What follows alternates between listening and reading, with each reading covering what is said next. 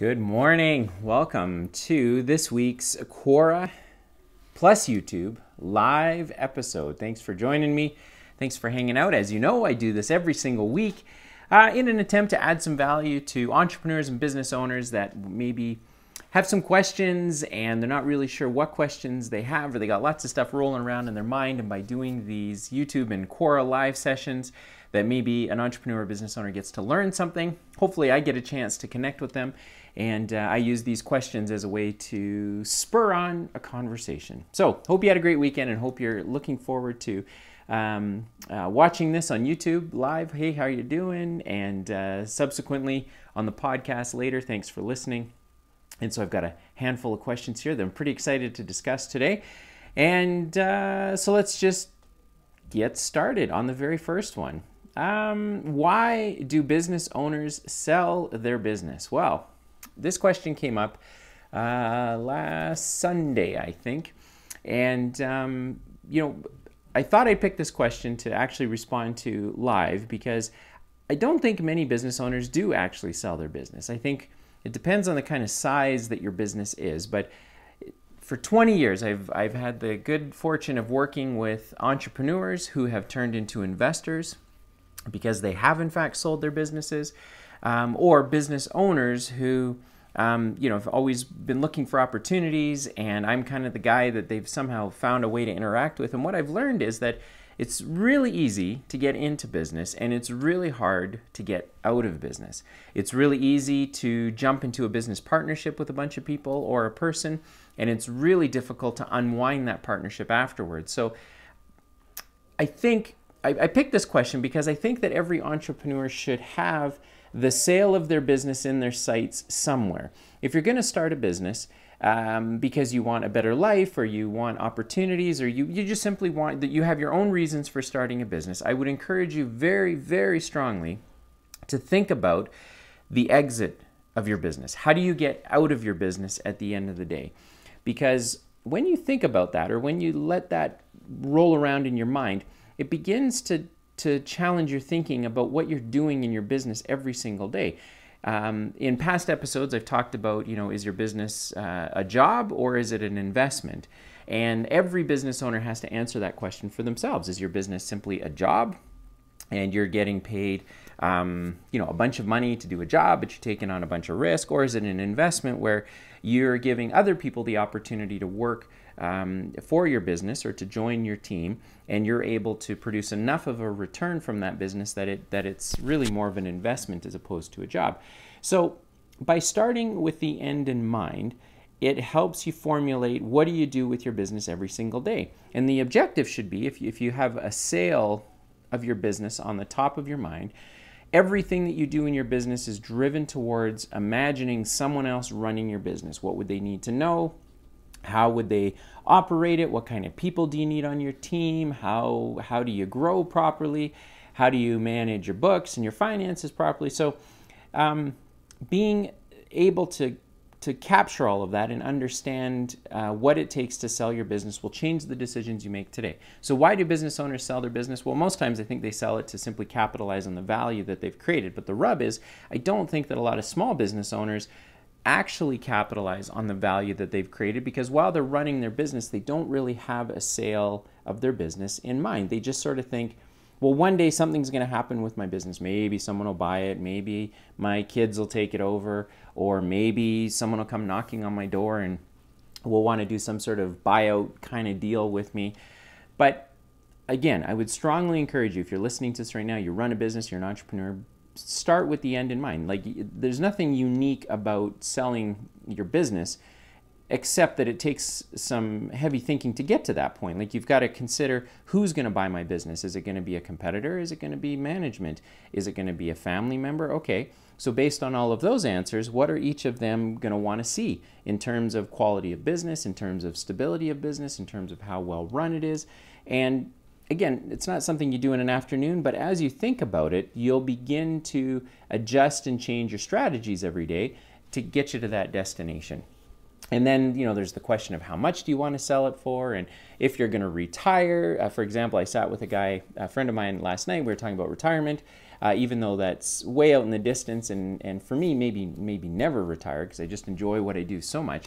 But when you retire, how much money do you need? And where's that going to come from? And if you're an entrepreneur or business owner, our retirement comes from the value that we created in our businesses. So you got to start with the end in mind. Or if you've already started and you already have a business and you haven't thought about how you're going to get out of it, I would encourage you to begin thinking about that today. So owners, why do business owners sell their business? To capitalize on the value that they've created, but that value can be eroded if the entrepreneur or the business owner hasn't really thought about this question while they run their business. So something for you to think about. What is an opportunistic entrepreneur? How do they differ from artisan entrepreneurs?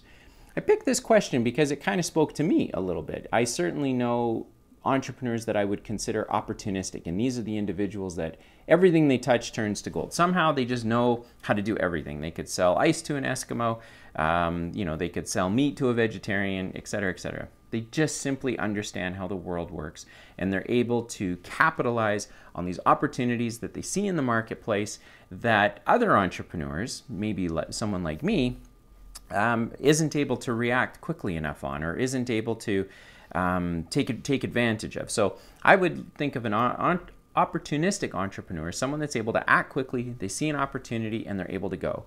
An artisan entrepreneur is probably someone that I'm a little bit more, if there was a spectrum, opportunistic to artisan, I'd probably be more on the artisan side. I like perfecting my craft, or I like being very good at the one thing or the few things that I do, versus opportunistic, where you're not really perfecting your craft necessarily. Your craft, if you will, is taking advantage of opportunities, and every time you see one, you pull the trigger and you go for it. So I thought this was an interesting question, because maybe you as an entrepreneur, you've never really thought about that. Or if you run a business, is our business an opportunistic business, or are we an artisan business? Do we really care about our craft and we're excellent at what we do? Or are we constantly looking for new opportunities to bring to our customers, to capitalize on those moments that exist in the marketplace where we can add some real value and get paid for it? And it's a neat question to consider, because again, I think if you've never thought about it before, then now that you've heard the question, you begin to think. I think it spurs some thinking in your business about strategy and what value are we really trying to deliver to our customers, and why do our customers use us? Do they use us because we've always got the latest and greatest product or service development, or do they use us because we're really, really good at what we do, and we stay within the confines of the product or service that we're known for, but we're best in class at it?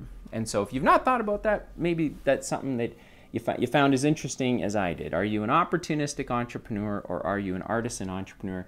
How do they differ? Opportunistic, very quick.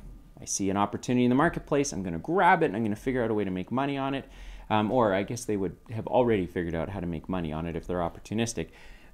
Versus, say, an artisan entrepreneur, which is a business or an entrepreneur that really wants to perfect their craft and be very, very good at what it is that they do. Do banks lend you 100% of your business's value? And in this case, the business is valued at $50K and has no debt. Well, in my experience, again, a couple of decades working in finance and helping businesses get out of sticky situations and so forth, got a few opinions on this. So, firstly, banks usually don't lend against the quote-unquote value of a business as if it was real estate. So, if you own a home and it's worth $1 million, a bank will lend you some measure of $1 million. Maybe they lend you $650,000, maybe they lend you $900,000, but it's based on the value of that piece of real estate that is then compared to other pieces of real estate in the market or in the community at different, how many days on the market. Like, there's data that is used to make properties relative to each other from a value perspective, so that a bank says we can lend to you based on the value of this hard asset, this very tangible thing that we can put our hands on. In a business, that doesn't exist. So a bank instead uses a series of calculations to determine how healthy your business is and how much debt it can afford. And so I won't get into the calculations in this answer, but I wanted to address that because it's a common question I've been asked, that banks don't just lend against the value of your business, because for private enterprises or private companies, valuation is one of the toughest things to try and figure out, because it's really kind of arbitrary. The business, most times a small and medium-sized business, the success of a medium-sized business is driven by the management team or the ownership group. And when you change out the entrepreneur, the ownership group, you may not get the same performance out of a different management group or ownership group. And so a bank can't rely on pragmatic kind of business measurements. They have to look at calculations to try and decide how much are we prepared to lend this particular business. Now, there are some standard calculations, but it's not based on a hard and fast value number. It's usually based on income. It's based on profit margin. It's going to be based on how long you've been in business and what your average net profit looks like. And so they don't come up with value. They really come up with more of a cash flow health determination. How healthy is this business? And if this business was to be given an amount of money based on history, how long would it take them to repay it? And then some of the softer stuff is then how confident are we that they could actually do it? What's the experience of the owners or the entrepreneur? How much skin in the game do they have? How healthy is their financial situation? So lending to a business can be pretty tricky. Now, banks will try and streamline this a little bit. So if you're looking for a line of credit or a MasterCard or anything kind of less than $50,000, many banks just have off-the-shelf solutions to lend to your business. And again, it's not based on value. It's really just them based on lending to you based on statistics. They lend enough small amounts of money to enough businesses that over the aggregate of all the businesses they've lent to, they won't lose money.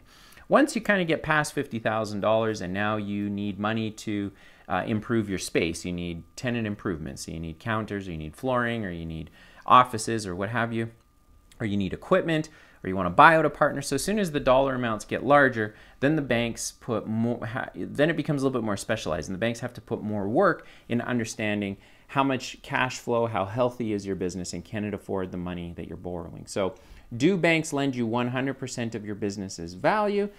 No. They don't lend you 100% of your business's value, and that's because value is something that's very hard to figure out for a business that isn't traded on a stock exchange and can be compared, like a real estate property, to other companies. Private enterprises are very, very tricky to value, so they don't lend to you based on value. They lend to you based on the health and the cash flow of your business and your personal finances as well. All right, and the last question that I have here is, what aspects of being a CEO for a successful company do you find difficult or challenging?